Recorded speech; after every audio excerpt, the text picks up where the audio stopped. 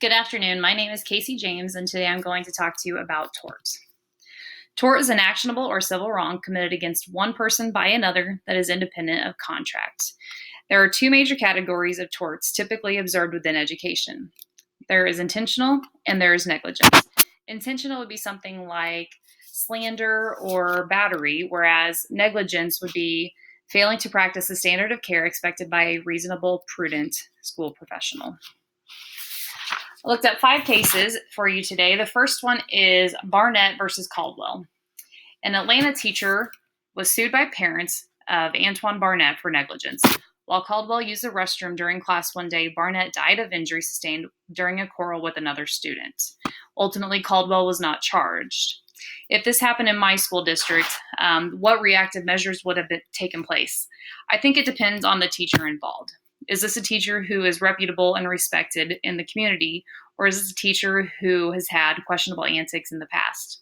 We are a small school district with great support from our administration. I think our administration and school board would support the teacher if they are respected in the community and felt it was a true accident.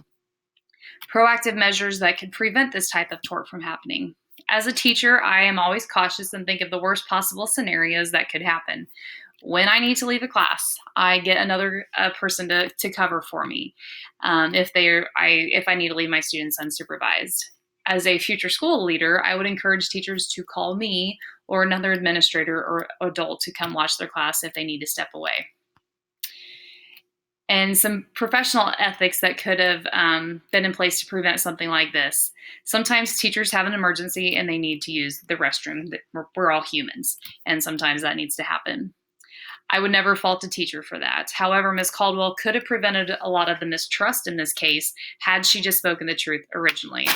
When this case was presented, she told her principal, her supervisor, that she was in the room the entire time. However, after some investigations, they found out that that was not true, that she actually had stepped away.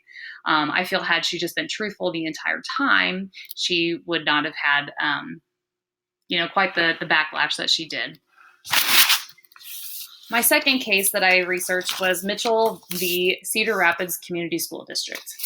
In this case, a special education student at Kennedy High School left school, skipped class to meet with another older student, and then was subsequently raped.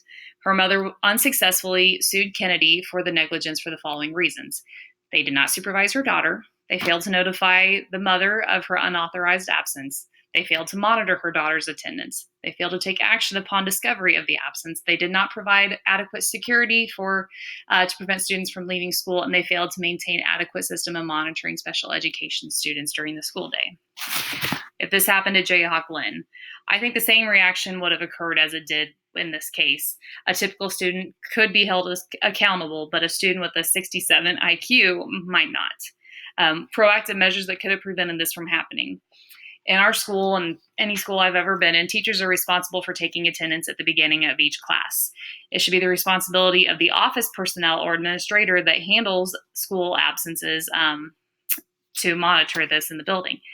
If a teacher lists a student as absent, the school staff in charge of monitoring student attendance would be held accountable or responsible for locating the student or notifying the parent.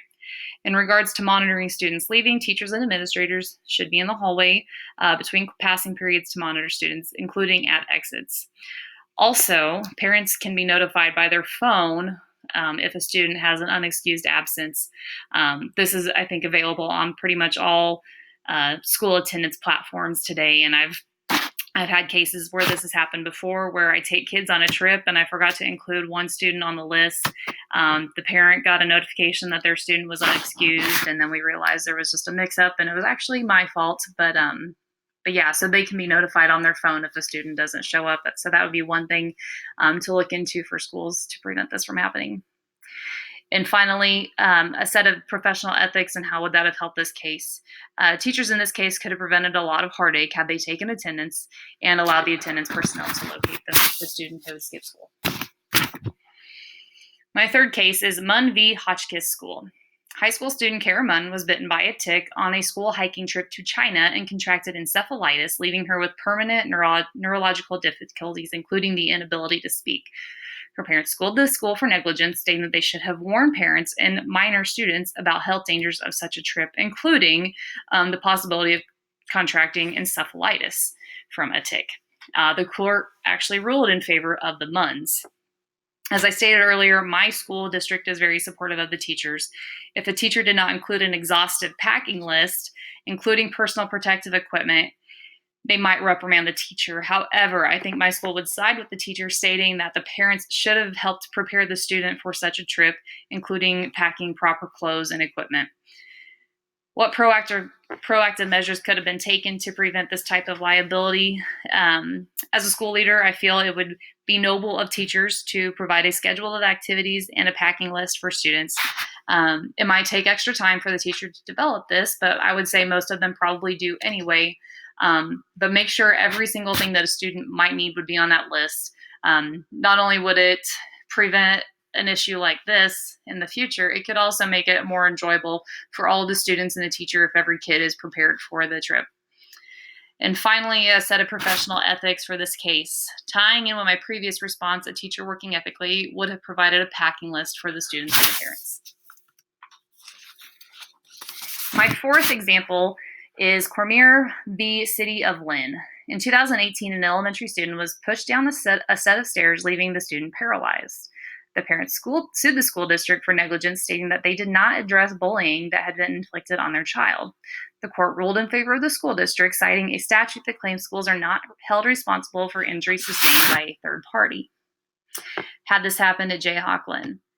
This is a tricky case. Bullying is a hot topic, and for a good reason, but it is intangible and sometimes difficult to spot. Was the teacher present when the students were on the stairs? Was there foul play prior to the incident that the teacher ignored? I think my school district would side with the teacher. However, it would behoove the district to implement education on bullying and how to spot it and how to prevent it. Proactive measures. As I said in my previous comment, training about bullying needs to happen in school staff. We have safe school trainings that we do at the beginning of every year, but that might not be enough. School staff needs to be trained not only on what bullying is, but the protocols to do when we observe it. And finally, professional ethics that would be beneficial for this type of tort case. Ethically speaking, all teachers and staff should be cognizant of what is happening in the building. If they've been notified of bullying, they should be extra watchful of the students involved. And my last case is right in my backyard, Be USD 367. In 1995, two seniors at Osawatomie High School injured themselves when moving swiftly towards a door. Their hands slipped off the crossbar and broke the plate glass in the door, severely injuring their hands, arms, and chest on one of the students. They filed suit against the school for 3 reasons: not replacing plate glass with safety glass, not informing the students about the dangers of plate glass, and not supervising the students. After several motions, it was determined that the school did not owe duty to Dunn or Ballou to replace all of the glass in the doors with the safety glass. If this happened in our school, I feel the only person at fault would be the superintendent. It's not teachers' responsibility to replace plate glass with safety glass. The superintendent directs safety measures and improvements of the school facilities, and I don't see any teachers or staff being reprimanded for not supervising the students as they were capable seniors in high school. Some proactive measures. The best way to be proactive in this situation would be to abide by state mandates for building safety, which would include removing dangerous plate glass. And finally, some professional ethics. This goes back to being proactive. I'm not sure anyone was being unethical in this case, but after many instances of plate glass injuries for students around the country, it should have been enough motivation to remove the plate glass before an accident actually happened at the school. In review, educators are in a position of heightened risk for lawsuits. In parental locus, in parentis loco, we are responsible for the children when they're at school, and we need to keep them safe. To do this, we need to reduce risk, effective policies to promote student safety, and effective teacher supervision. Most of the cases that I reviewed today had something to do with a little bit of negligence and not being present. So it's something that we need to take into account every day, every place we go with students, is making sure that we're always present and always have their safety in mind. Thank you.